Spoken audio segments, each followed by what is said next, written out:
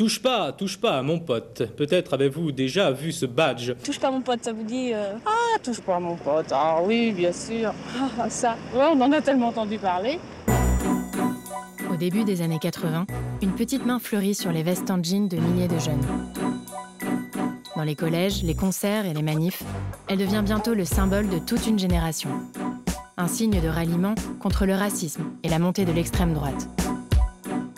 Mais derrière ce cri du cœur, une autre histoire se dessine dans les coulisses du pouvoir.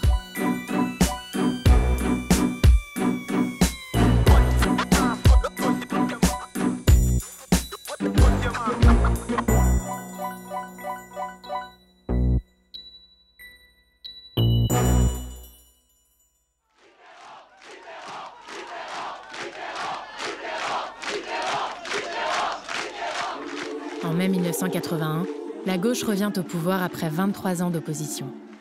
Un immense espoir gagne le pays. Son programme tient en un slogan : changer la vie.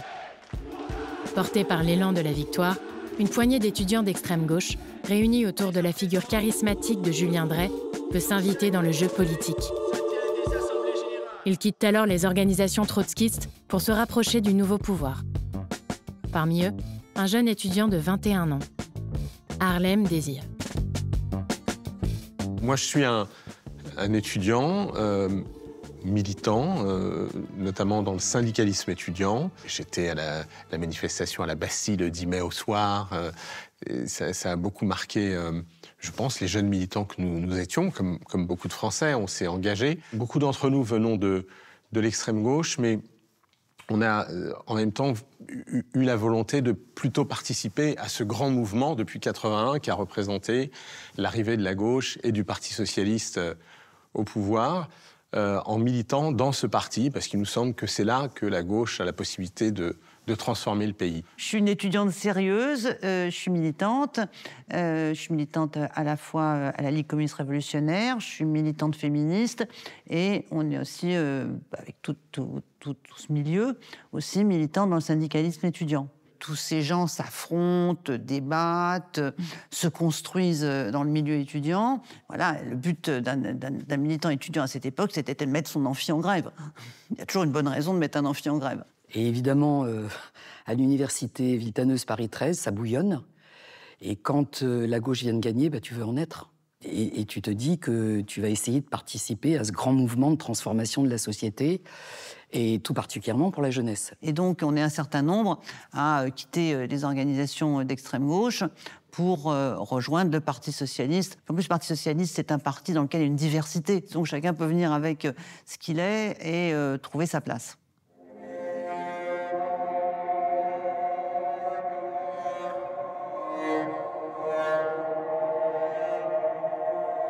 En même temps, le début des années 80, et je pense que les gens qui n'étaient pas nés à cette époque ou qui n'ont pas vécu cette époque ne le savent pas, c'est que c'est une époque pendant laquelle les crimes racistes sont fréquents et passent souvent en dessous du radar. Moi, je suis un enfant d'une fin de guerre. Je suis né dans les années 63 en Algérie. Au tout début des années 70, on est venu en France. On est arrivé à Vénissieux et on a bénéficié d'un grand F5. Donc, c'est des immeubles très verticaux. On avait 20 ans. On voulait vivre comme tout le monde. Une élection présidentielle arrive en 1981. Un candidat de la gauche qui était censé changer la vie des gens. On avait espoir, on l'attendait. Et c'est arrivé, mais la vie n'a jamais changé. Le racisme s'étend en France et c'est surtout un racisme anti-maghrébin. Il faut savoir qu'à cette époque-là, tous les 2-3 jours, vous aviez un jeune à connotation, avec un prénom connotation maghrébine qui se faisait abattre jusqu'à des gamins de 10 ans parce qu'ils ont fait trop de bruit, parce qu'ils ont fait péter un pétard. C'était vraiment ce qu'on appelait, nous, l'époque des tontons flingueurs. On a vu arriver une quinzaine de personnes, crâne rasé, habillés en training, tout avec des barres dans les mains, des chaînes, tout. Puis tout d'un coup, ils ont crié « À mort les Arabes »,« Vive la France libre », des trucs comme ça. C'est là qu'ils ont commencé à mettre des coups de poing, des coups de barde, tout. Puis il y en a un qui est arrivé vers moi, il a commencé à me déchiqueter avec le rasoir. Et la police, qu'est-ce qu'elle fait?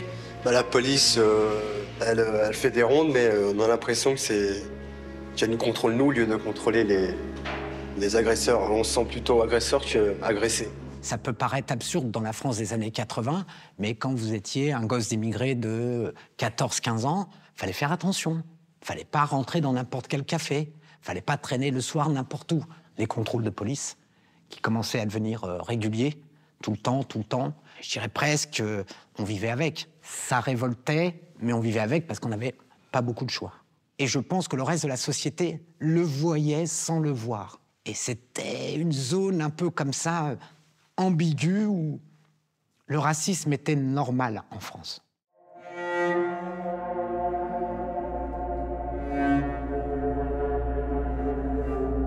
En 1983, le Front National, jusqu'alors marginal, obtient ses premiers succès électoraux.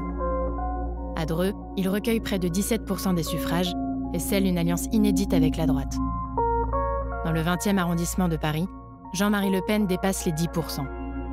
Le Front National fait irruption dans le paysage politique français. Le début des années 1980, c'est aussi la première percée électorale du Front National, qui se produit sous l'effet de plusieurs facteurs. Il y a une alliance qui se met en place entre droite et extrême droite, et ça, c'est une grande nouveauté dans la vie politique de cette époque-là. Et qu'est-ce qui se passe à Dreux? Tout le monde a oublié, hein. Mais à Dreux, il y a un accord entre la droite républicaine et le FN. Et ça fait peur. La campagne électorale a prouvé, en tout cas, que la lutte sur les thèmes du Front National était bonne, contre l'immigration, contre l'insécurité. Parce qu'on en a marre, c'est tout. Alors on vous pique le sac dans la rue, on se bat ici, on vous sort le couteau, on ne peut pas sortir la nuit parce qu'on est attaqué, on ne peut rien faire, on est obligé de se boucler à la maison. Je suis française, je veux que mon territoire soit défendu. Comme n'importe quel animal défend son terrain, n'importe quel animal défend son territoire. Les propos racistes, les actes racistes trouvent en 83 un prolongement politique, une organisation politique, le FN de Jean-Marie Le Pen, qui va leur donner une consistance supérieure. L'extrême droite articule ces sujets traditionnels de xénophobie, de racisme, de haine de l'étranger, avec des problèmes qui marquaient la vie politique, en particulier la montée du chômage, en ressortant un vieux thème classique de désignation de l'étranger comme responsable des tensions sur le marché du travail. Au terme de la guerre d'Algérie, le 19 mars 1962, avec l'arrivée en France d'un nombre très important de pieds noirs, cette défiance, qui peut se transformer en haine, à l'endroit des Algériens, va se reporter et se porter sur les émigrés algériens présents en grand nombre. C'est ça la France des années 80. Cette espèce de double face, c'est-à-dire la gauche qui gouverne, les valeurs de la gauche d'un côté, et puis d'un autre côté, les crimes racistes, le racisme clairement anti-arabe, et la percée du Front National sur des discours clairement racistes.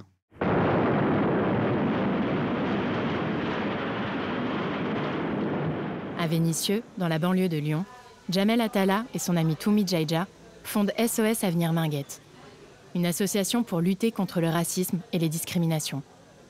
L'existence de 2500 logements vides au Minguette est un scandale, alors que tant de familles sont mal logées. Bon, tu demandes un logement, il est vide, on te le refuse parce que tu es arabe ou étranger, on n'est pas d'accord.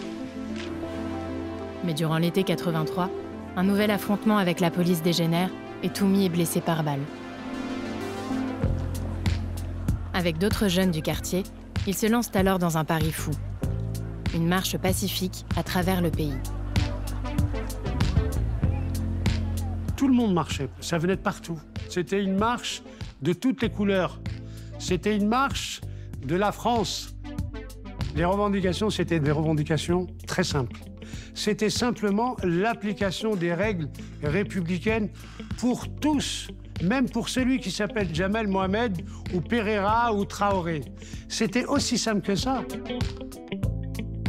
Dès qu'on est parti à l'Est, il y a eu un événement important, on était autour de novembre, et il y a eu le fameux meurtre crapuleux Habib Grimzi. Et là, c'était un choc, un véritable choc pour tout le pays.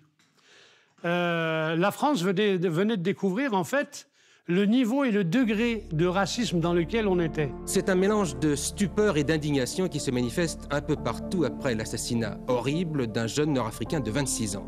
Habib Krimsi a été jeté par la fenêtre du train Bordeaux-Vintimille après avoir été proprement massacré par de futurs recrues de la Légion étrangère. Ça se passe au moment où il y a la marche. Donc forcément, la marche devait réussir.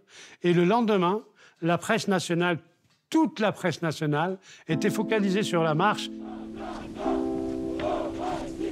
Le 3 décembre 1983, les marcheurs arrivent à Paris. Ils étaient seulement 23 au départ de Marseille. Ils sont désormais 100 000 à défiler dans la capitale.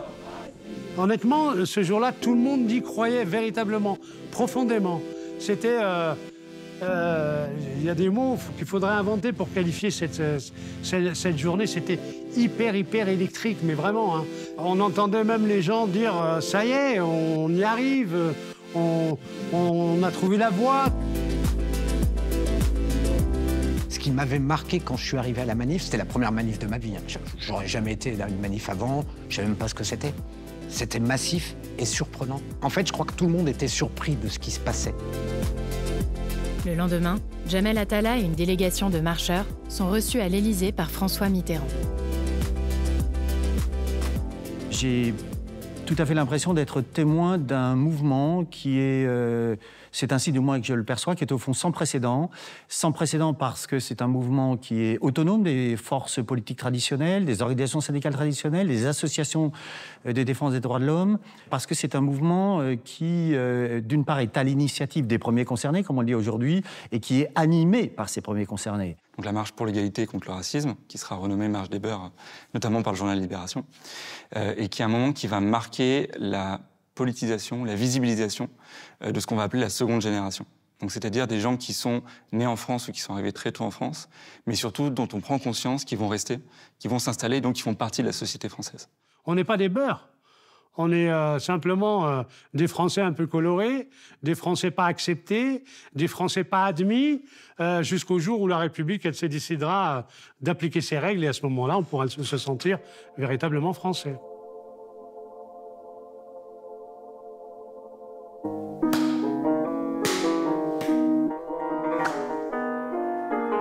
Ceux de la Ligue, on a vraiment été élevés à la culture du mouvement social, à l'auto-organisation. Donc on regarde ce mouvement avec intérêt, mais d'un certain point de vue, c'est pas le nôtre. On était de jeunes militants hyper politisés. Tout ce qui émergeait comme mobilisation d'une façon générale dans la société nous intéressait, et on ressentait, nous-mêmes à l'université, mais dans la jeunesse en général autour de nous, une disponibilité, une envie de se battre contre le racisme. Et en tant que militant socialiste, on s'ennuie un peu au Parti socialiste, la vérité.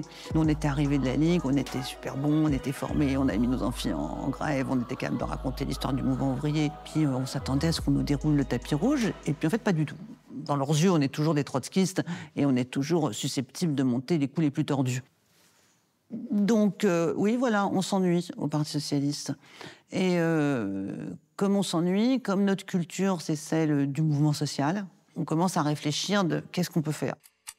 En octobre 1984, Julien Drey et Harlem Désir déposent les statuts d'une nouvelle association.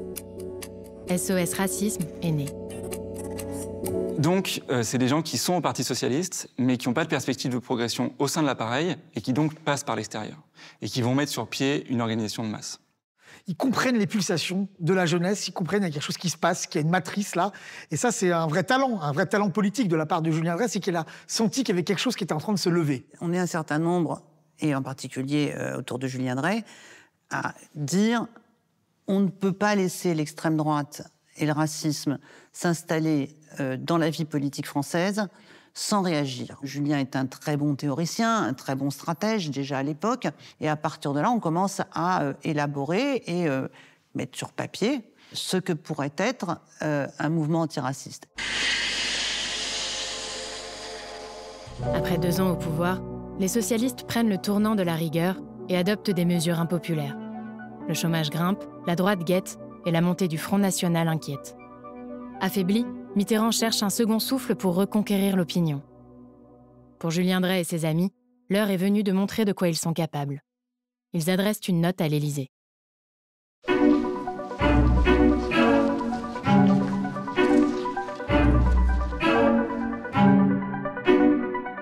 On avait des réseaux quand même avec près tant d'années dans le mouvement étudiant. Et pour faire arriver la note jusque sur le bureau, je pense, de Jean-Louis Bianco. Et du bureau de Jean-Louis Bianco, la note est redescendue chez François Hollande, qui est devenu l'interlocuteur de SOS, et en particulier de Julien à l'Élysée. C'est comme ça qu'on a rencontré un jeune conseiller qui s'appelait François Hollande. Je suis alerté par Jean-Louis Bianco, qui est secrétaire général de l'Élysée à ce moment-là, et qui m'informe qu'il y a une initiative qui lui a été présentée, qui commence à se former dans les milieux étudiants. Et donc, l'Élysée regarde ça avec attention.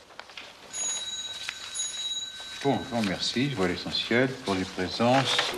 Dans cette note, les fondateurs de SOS Racisme exposent leur stratégie. Mobiliser la jeunesse autour de l'antiracisme pour favoriser la réélection de Mitterrand en 88.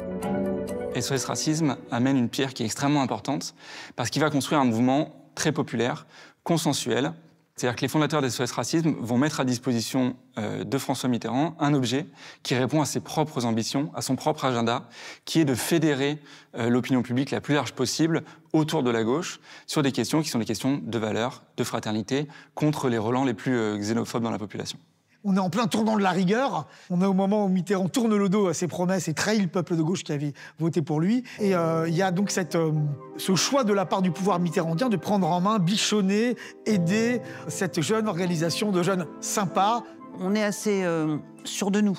C'est-à-dire qu'on sait que ce qu'on fait peut marcher. Ça n'existe pas, les mouvements sociaux qu'on invente dans un bureau et qu'on plaque comme ça dans la société. Si la société n'est pas disponible, s'il n'y a pas de besoin, s'il n'y a pas d'attente, ça ne marche pas. D'autant qu'on venait exactement au même moment de faire sortir de sa boîte l'ogre absolu, le diable Le Pen, que moi-même j'avais vu à la télévision et qui m'avait fait très très peur.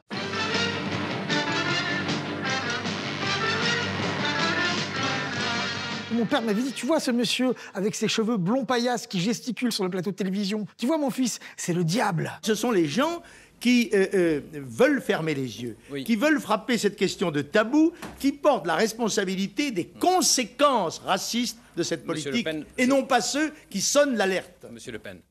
Très clairement, Mitterrand a utilisé le Front National pour diviser la droite et pour fédérer la gauche autour d'un pôle antiraciste, évidemment, qui va faire ensuite le lit des premiers succès des SOS Racisme, avec un jeu mimétique très, très clair entre SOS Racisme et le Front National. Ces deux petites entreprises qui n'auraient jamais pu prospérer l'une sans l'autre. Il y a une réaction épidermique face à la résurgence de l'extrême droite la plus rance. Ça va nourrir une mobilisation assez forte, notamment dans la jeunesse, parce qu'on ne tolère pas ce discours et la virulence de ce discours-là. Une des choses importantes qu'a fait SOS pour défendre l'idée du cordon sanitaire, c'était de mobiliser des dirigeants à la fois de la gauche et de la droite à s'engager, à ne jamais faire d'alliance avec le Front National. Donc on va travailler aussi beaucoup avec y compris des membres éminents de la droite républicaine, à faire que ça soit bien étanche entre la droite républicaine et le Front National.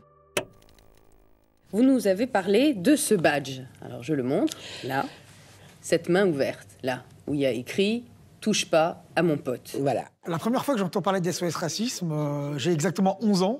Et on regarde en famille l'émission 7 sur 7, animée par Anne Sinclair, et Simone Signoret est invitée. Et moi, je me souviens, je regarde Simone Signoret qui s'oppose au racisme, qui dit qu'il faut rejoindre cette association. Et moi, j'ai qu'une seule envie, qu'une seule volonté, qu'un seul souhait. Quand je vais au collège le lendemain matin, où trouver un badge? C'est combien de badges? 5. Quand j'ai appris qu'ils faisaient des badges contre le racisme, j'ai pas hésité, j'en ai tout de suite acheté pour toute la famille et je suis très contente. On savait qu'il fallait un badge, parce que l'idée c'était « je m'affiche » et que le maximum de gens s'affichent pour montrer un mouvement large dans la jeunesse et pour que les gens se reconnaissent, se parlent et se sentent nombreux et solidaires. Donc on savait qu'il fallait un badge et après on va faire appel à des professionnels. Et c'est avec Pilan que s'élabore la petite main dans laquelle on écrit « Touche pas à mon pote », ça veut dire c'est halte, quoi. Un slogan choc, très court, des mots simples mais forts, la recette miracle, l'idée dont rêvent tous les publicitaires.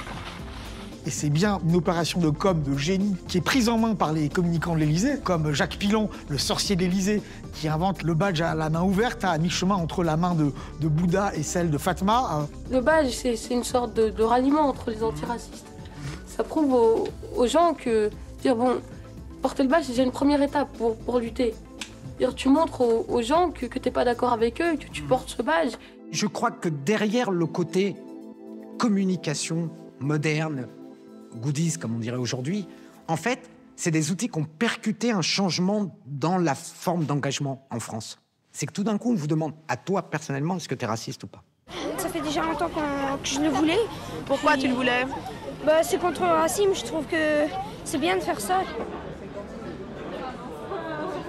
Et effectivement, à partir du moment où on commence à sortir la petite main, les demandes affluent. Les commandes arrivaient de partout. On ne pouvait pas tourner la tête si on ne voyait pas une petite main. Au local de SOS Racisme, jeudi dernier, en quelques heures, 45 000 badges ont été vendus. On était étonnés, en tous les cas, moi, très étonné par la force et la puissance des moyens qui avaient été mis en place. Autant nous, pendant la marche, on faisait du bricolage, mais là, comme ça, avec la petite main là, qui est arrivée, c'était la Formule 1. Et moi, j'appelle un copain, je lui dis, mais t'as vu hier, je crois que je l'avais vu à Droit de réponse, qui était une top émission de l'époque.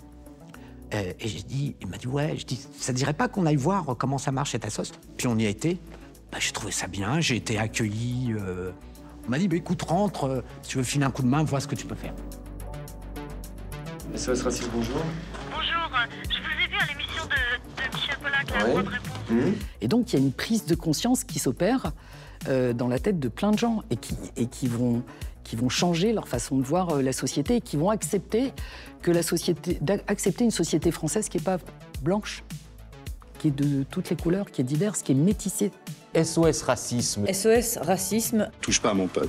SOS Racisme. Touche pas à mon pote. On se disait, réussir à mobiliser des personnalités, des artistes, des vedettes, des gens qui sont visibles, nous on était totalement inconnus évidemment, pour donner de l'écho à notre mouvement, ça pourrait être une façon de passer à une étape supérieure. Et donc on déploie tout ce qu'on peut déployer comme réseau, connaissances, pour arriver à accrocher des personnalités qui vont porter le badge de manière visible, en particulier à la télévision, pour populariser et faire connaître le badge. L'association SOS Racisme organise aujourd'hui une série de manifestations à travers toute la France et notamment dans les établissements scolaires. Comme ce matin au lycée Henri IV à Paris, avec la participation exceptionnelle de Coluche qui, à sa façon, est venu devant les élèves traiter de ce problème. Il y en a qui sont beurre parmi vous, comme on dit. Moi, je suis fromage, mais d'origine parmesan quand même. Je suis juif polonais, je suis venu en France, je me suis réfugié ici, comme des millions de Maghrébins, des Africains, des Juifs aussi, oui.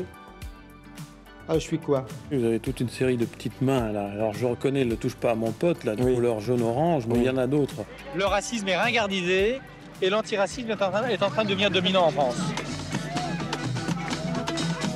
Je trouve ça très beau. Je suis ravie.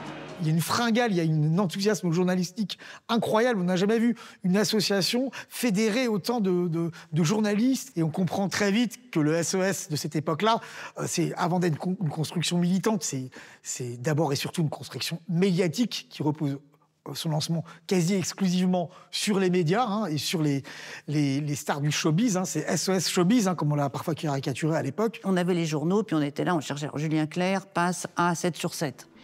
Donc il faut aller chez Julien Clerc. Qui va porter le badge chez Julien Clerc? Harlem Désir, je m'occupe de lui. Rocky, je m'occupe d'Harlem.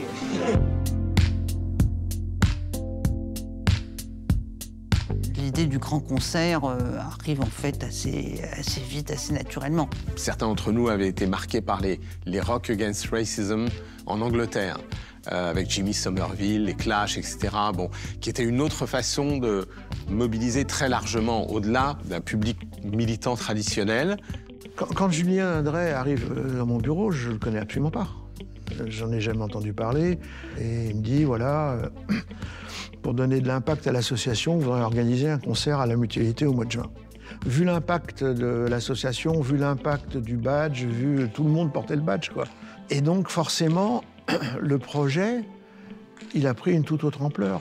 Et c'est à ce moment-là, peut-être, je me souviens plus exactement, mais sans doute en janvier, février, un truc comme ça, que Julien a dû me dire bon, la Mutu, c'est peut-être un peu petit, hein, donc on va peut-être réfléchir à autre chose.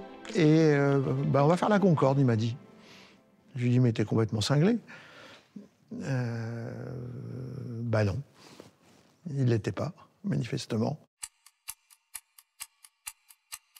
On passe d'un concert où on pense rassembler 2 à 3 000 personnes à un projet où s'il n'y a pas 100 000 personnes, on va passer pour des rigolos, quoi. Par les discussions qu'on pouvait avoir avec des personnalités politiques, en particulier avec Jean-Louis Bianco et à l'Élysée, on a pu entrer en contact avec Jack Lang et on a présenté notre projet. TF1 était intéressé parce qu'il y avait de plus en plus d'artistes qui disaient qu'ils étaient volontaires pour participer à ce projet. Tout le monde regardait ça avec bienveillance, quoi, manifestement. Genre, ils sont bien, ces petits jeunes, c'est super.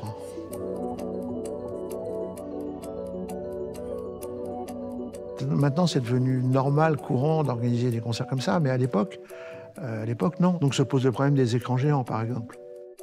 À l'époque, les écrans géants, ce sont des containers qu'on empile les uns sur les autres, qui pèsent le poids de ce que pèsent les containers, c'est-à-dire très lourds. Et donc, un des problèmes auxquels on est confronté, c'est de calculer la résistance du sol, de façon à être sûr que les containers ne vont pas finir dans le métro.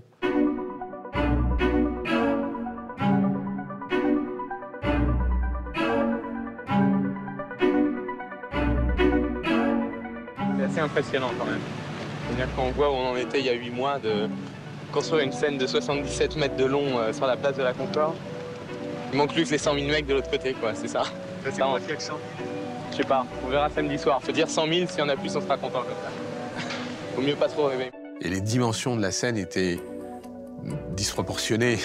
Et donc j'ai commencé à me dire, mais il faut qu'il y ait du monde, parce que franchement, d'avoir déployé de tels moyens, si la place n'est pas remplie, ça va faire étrange. Alain Bachung, Guy Bedos, Lavilliers, Muret, Téléphone, Charles-Élie Couture, Coluche et bien d'autres encore se produiront gratuitement demain soir, place de la Concorde.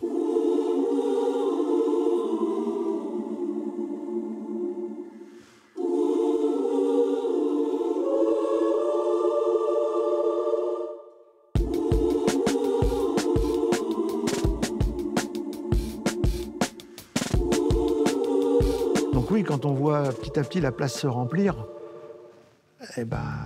on se dit que finalement, c'est pas bourré, quoi. Bon, quand il est minuit, on commence à s'inquiéter. Enfin, moi, je commence à m'inquiéter, en tout cas. Il y en a trop, quoi. Et ça a dépassé tous nos rêves les plus fous, quoi.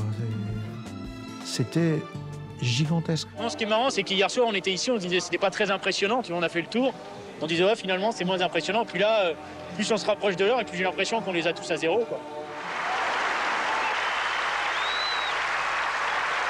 Bonjour tout le monde! Contre le racisme au quotidien, pour la France multiculturelle, pour que notre logique de vie, pour que la logique de l'amitié l'emporte toujours sur celle de la haine et de la mort. Et on est très content pour le racisme. Oui. Et on espère qu'il y en aura encore un petit peu pour qu'on fasse encore une belle fête.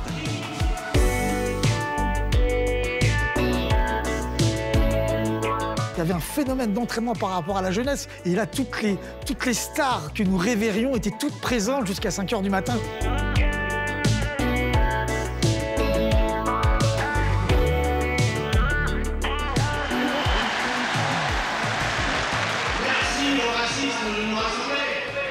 Après le concert, il doit être, je sais pas, 4 h, 5 h du matin, et on regarde la place de la Concorde en disant, waouh, il y a 2 heures, il y a 3 heures, 4 heures, elle était blindée de monde. Donc le concert est un immense succès, et qui va d'ailleurs se répéter d'année en année. C'est à mon avis quelque chose de très très fort dans qui a permis beaucoup de choses. Beaucoup plus que le soutien de certains politiciens, c'est évident. Ça a donné un élan pendant des années au mouvement. Plus de 300 000 potes hier soir, place de la Concorde. Tout cela justifie bien la venue à 7/7 d'Harlem Désir, le président de SOS Racisme. Bonsoir et bienvenue ici. Bonsoir. Vous devenez en quelques mois le premier mouvement de jeunes d'une telle ampleur depuis mai 68. La musique nous a semblé être le langage privilégié pour traduire l'idée que l'amitié n'a pas de frontières, pour traduire l'idée que la diversité, c'est une richesse. Si ça n'était qu'une mode et un phénomène médiatique suspendu comme ça dans le vide, on n'aurait pas pu assister à la fois à la très forte mobilisation après les crimes racistes que vous avez évoqués tout à l'heure et à ce rassemblement aussi nombreux hier soir, place de la Concorde.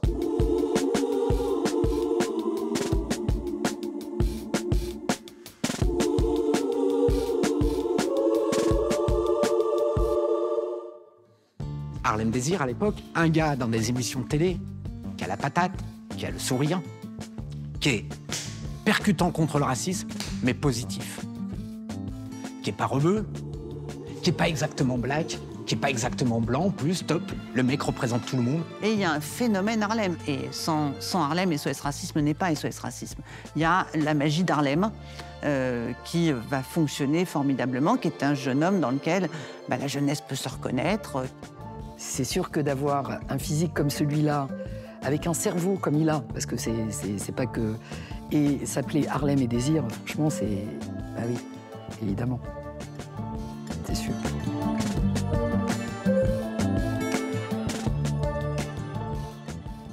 On a voulu dire « touche pas à mon pote » parce que non seulement c'est un devoir moral d'être contre le racisme, mais en plus, lorsqu'on humilie ou lorsqu'on menace d'expulser un arabe, un asiatique, c'est quelque chose de nous-mêmes qu'on risque d'amputer. C'est un de nos amis, donc c'est notre richesse qui finalement va être atteinte.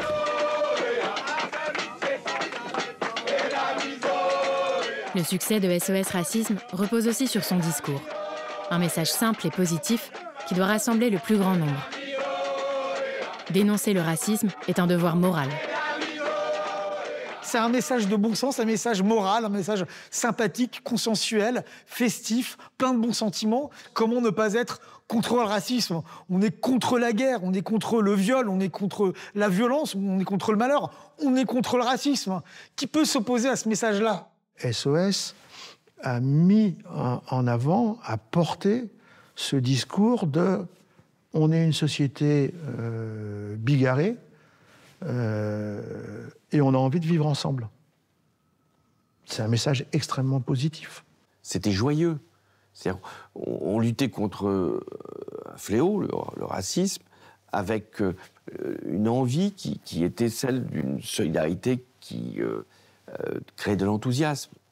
Et donc, je regarde ça avec non seulement attention, mais aussi bienveillance, parce que je trouve que c'est un mouvement qui, justement, n'est pas agressif. Parce qu'en fait, c'est pas tellement les revendications.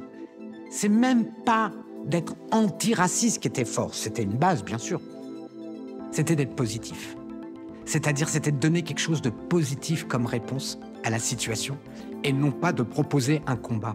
On a voulu qu'il y ait des sportifs, on a voulu qu'il y ait des artistes, on a voulu qu'il y ait des gens qui, d'habitude, ne prennent pas vraiment position sur des problèmes sociaux, mais qui ont envie de dire qu'il y a un certain nombre de valeurs qui sont communes, qui font la richesse et qui font le bien vivre en France. Et à ça, on ne doit pas toucher, on ne peut pas accepter de toucher. Est-ce que vous ne pensez pas que ça risque de devenir une simple mode et que les gens qui vont porter ce badge, maintenant, ne vont pas vraiment se poser de questions sur le racisme? C'était pas une association qui était dans une lutte antiraciste comme notre vision à nous. Non, c'était plus un peu moraliste. Oh, c'est pas bien d'être antiraciste et nanani et nanana. C'est pas bien, on va te faire... voilà. Mais complètement dépolitisé, vraiment. Et c'était l'objectif, d'ailleurs. Il est où le problème de faire de la morale? Je ne comprends pas très bien. Tout le fondement de nos sociétés est de la morale. Le mal, c'est le racisme, et le bien, c'est l'antiracisme, évidemment. Mais très vite, une fracture apparaît. Face à ce discours consensuel et fédérateur, un discours plus politique dénonce un racisme ancré dans le fonctionnement des institutions. Le discours de SOS Racisme précisément parce qu'il a cette ambition de consensualité, cette ambition de popularité dans la société. Il doit se construire sur des dimensions qui sont peu clivantes. Pensez-vous que le racisme existe, madame? Mais non, il existe peut-être individuellement. Pour le dire simplement, le racisme est considéré comme une déviance, c'est-à-dire un comportement, un écart à la norme, et donc un comportement individuel. C'est-à-dire l'idée qu'on peut combattre le racisme par la discussion, par la lutte contre les préjugés, mais que ça ne suppose pas nécessairement de lutte politique plus radicale ou plus structurelle. Évidemment, ce discours-là est assez fortement critiqué par d'autres mouvements antiracistes dès les années 80, puis peut-être plus fortement encore dans les années 90. Le problème, il est avec les autorités politiques, avec ceux qui assument les responsabilités politiques. Pourquoi la République n'arrive pas à faire en sorte que ces principes soient applicables à tout le monde? Les marcheurs, en fait, ils ont un discours alors, plus politique, pour le coup, de dénonciation des inégalités sociales, de volonté de transformation sociale. Ils pensent qu'il y a un problème structurel et systémique au sein de la société française. SOS Racisme va, au fond, jouer un rôle d'étouffoir, justement, de la marche contre le racisme et pour l'égalité. Cette association ne remet jamais fondamentalement en cause ni l'État, ni les institutions.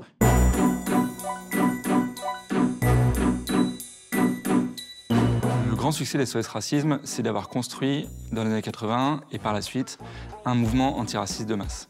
Mais ça, c'est vraiment le noyau des fondateurs, auquel il ne faut pas résumer SOS Racisme, qui rapidement va être animé, déployé par des militants qui n'ont pas forcément d'intérêt politique ou d'engagement partisan par ailleurs, mais qui sont sensibles à cette cause de l'antiracisme et qui donc vont faire vivre SOS. SOS, c'est pas qu'une action médiatique. SOS comprend la force du média et des médias qui sont en plus, eux aussi, en train de se libérer.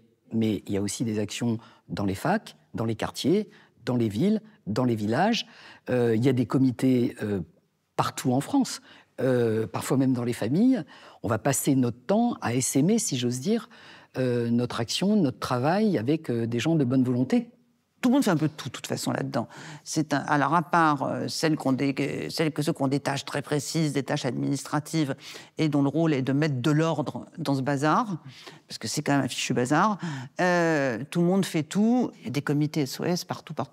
Ils se déplacent à chaque fois qu'il y a un acte raciste qui est commis quelque part, pour aller mobiliser, faire réagir, pour que ces actes racistes qui se produisent en France à ce moment-là soient pas banalisés ou silenciés, comme on dirait aujourd'hui. Je crois que ce qui était important, c'était de faire la démonstration que l'agression n'était pas un fait divers, tout à fait banal, mais qu'il y avait une motivation raciste. Les amis me proposent, puisque j'étais étudiante en droit, de prendre en charge la commission juridique, c'est-à-dire celle qui reçoit les gens victimes de discrimination, de violence, notamment policières, mais pas que.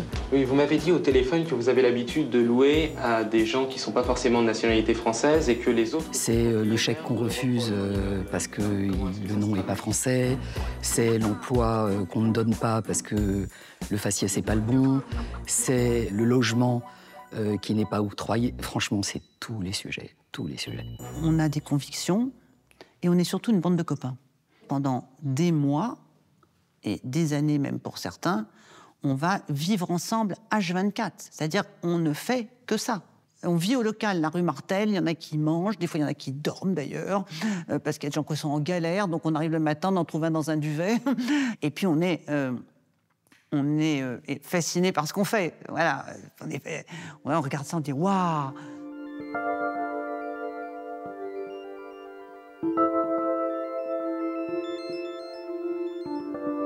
Harlem Désir et Julien Drey disent aussi qu'ils se détachent du PS et qu'ils deviennent indépendants. Mais bon, pour devenir indépendant, il faudrait qu'ils m'envoient un carton à chaussures à moi ou aux journalistes, avec toutes leurs cartes du Parti Socialiste, et puis qu'on les brûle en place publique. Êtes-vous, comme le disent vos détracteurs, une pure création des médias et du Parti Socialiste, ou bien est-ce que vous représentez une nouvelle façon, comme le disent vos fans, une nouvelle façon de faire de la politique?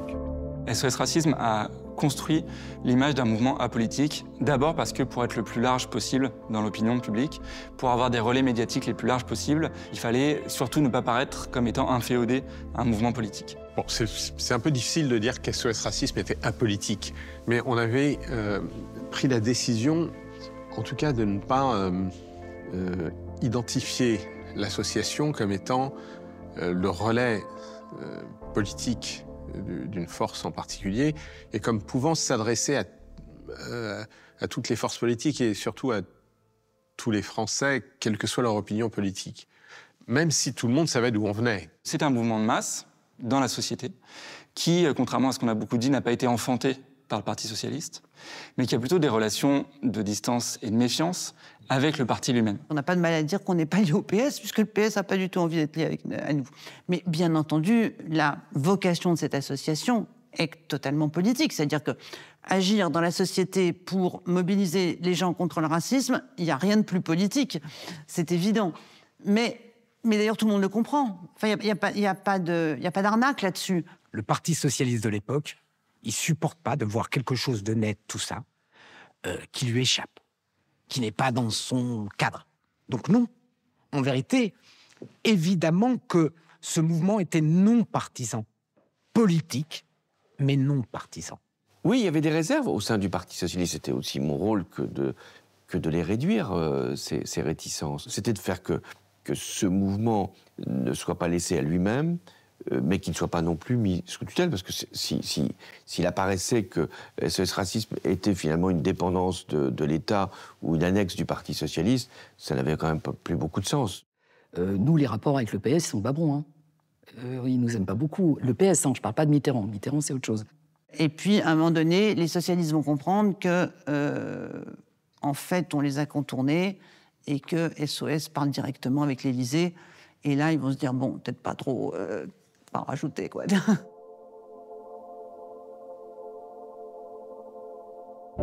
En 1986, la droite remporte les législatives. Jacques Chirac accède à Matignon, tandis que le Front National réalise une percée historique en décrochant 35 sièges à l'Assemblée. C'est le début d'une cohabitation houleuse entre François Mitterrand et son Premier ministre, qui va durer 2 ans. C'est-à-dire qu'en fait, on est à un moment donné où la droite en particulier parle d'assimilation. Donc, c'est-à-dire que les personnes issues de cultures différentes, de la culture traditionnelle française, doivent s'assimiler, donc renoncer à tout ce qu'elles ont apporté. Et nous défendons une société multiculturelle, bien entendu. On a été aussi en permanence rattrapé par l'actualité.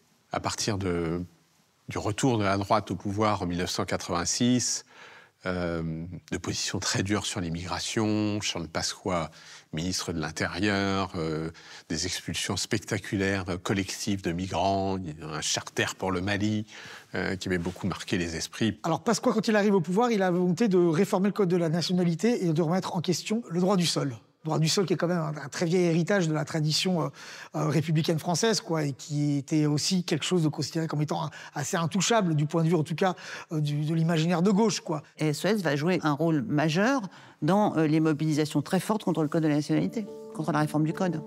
Et on considère que notre travail est d'empêcher ça, d'une part, pour protéger la République. On a gagné d'ailleurs.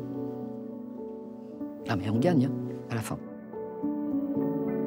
L'intensité des mobilisations, de la confrontation politique, du débat sur le code de la nationalité, des manifestations qu'on organise sur ce thème, et puis du soutien qu'on apporte au mouvement étudiant, vont faire que le mouvement va rester extrêmement dynamique du simple fait de son rôle dans la vie politique. Tandis que la gauche perd du terrain, l'association prend de l'ampleur. Durant cette période de cohabitation, SOS Racisme s'impose comme une force d'opposition.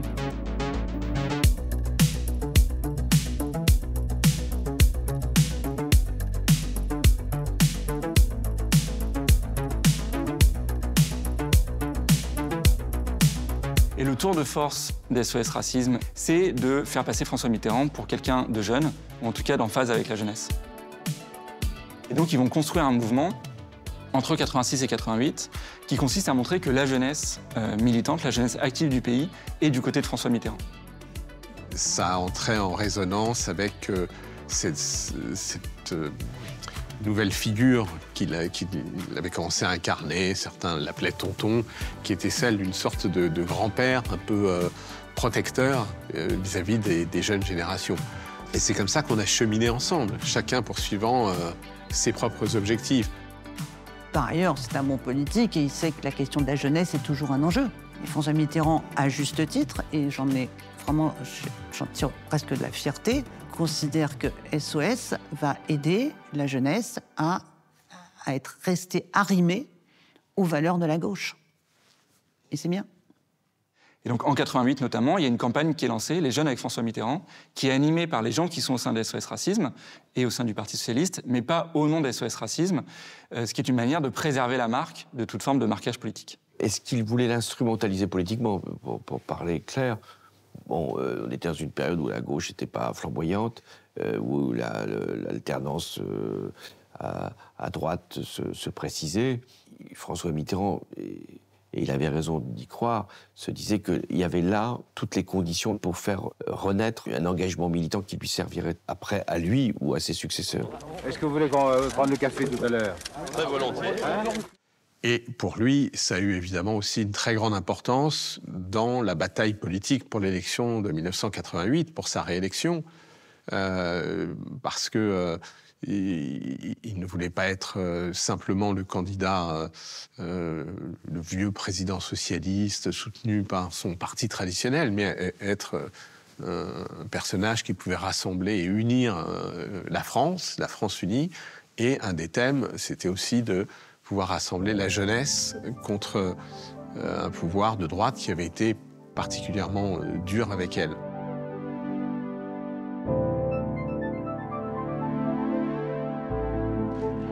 En 1988, Mitterrand est réélu face à Chirac après un premier tour marqué par le score spectaculaire de Le Pen, 14%. Néanmoins, le cordon sanitaire autour du Front National a tenu. SOS Racisme a réussi son pari. La réélection de François Mitterrand en 1988 a été quand même portée par une partie de la jeunesse, celle-là même, qui s'était engagée dans SOS Racisme. La génération Mitterrand, finalement, c'était la génération SOS Racisme.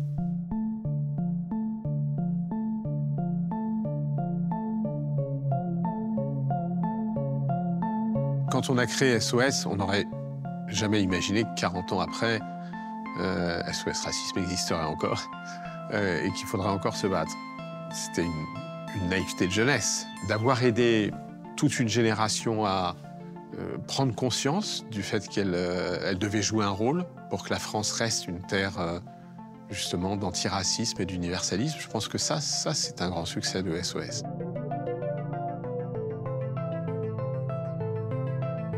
Ces débats-là, il y a 40 ans, et ces débats-là, aujourd'hui, sont totalement différents. Les questions religieuses étaient marginales, pour ne pas dire absentes, de notre vie politique, de notre vie quotidienne. De temps en temps, les Juifs et les Arabes s'engueulaient sur le conflit israélo-palestinien. C'était récurrent. Et puis après, quand ils avaient fini de s'engueuler, on allait tous dîner ensemble.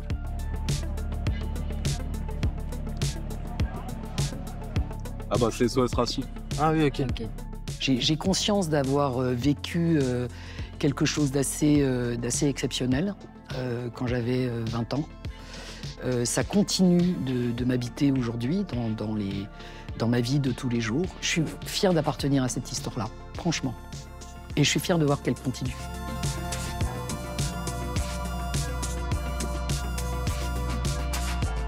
SOS n'a pas réussi à elle seule à faire baisser l'extrême droite et à la faire disparaître, à casser les ghettos, à assurer que la France soit un pays qui intègre complètement les enfants de toutes les origines, à bâtir une politique d'immigration acceptée par tous. Mais je pense que ça ne peut pas relever que d'une association. Ça relève de l'effort de tout un pays. Donc, moi, je vois les jeunes d'aujourd'hui se mobiliser et je trouve ça formidable parce que malheureusement, le racisme, il est toujours là et lui-même, même s'il change et se renouvelle, il ne disparaît jamais complètement. Il y a du racisme, il y a de l'antisémitisme, il y a de la discrimination, il y a de tout. Ça montre juste qu'il y a une montée de l'extrême droite et du racisme et que du coup, on est mal barré. Donc il y a encore beaucoup de boulot. Hein.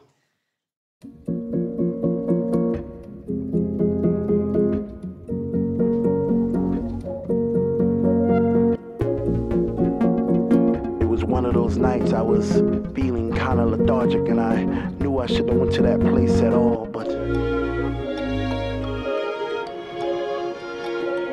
it just wanted to fly. This was a bunk decision. I even had funky premonitions of me floating around the room, passing flowers to all the boys and girls.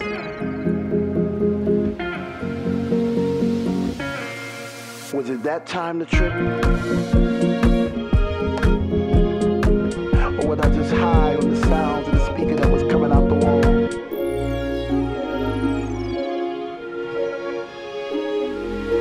Or was this just another dream?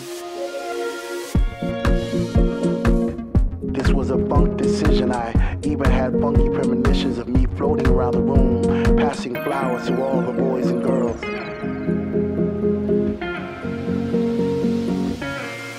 Was it that time to trip? Or was I just high on the sounds of the speaker that was coming out the wall?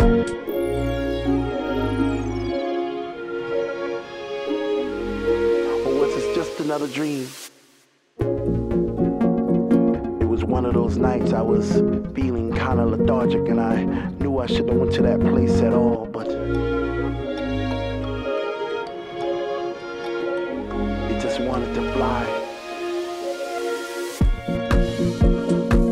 This was a bunk decision. I even had funky premonitions of me floating around the room, passing flowers to all the boys and girls.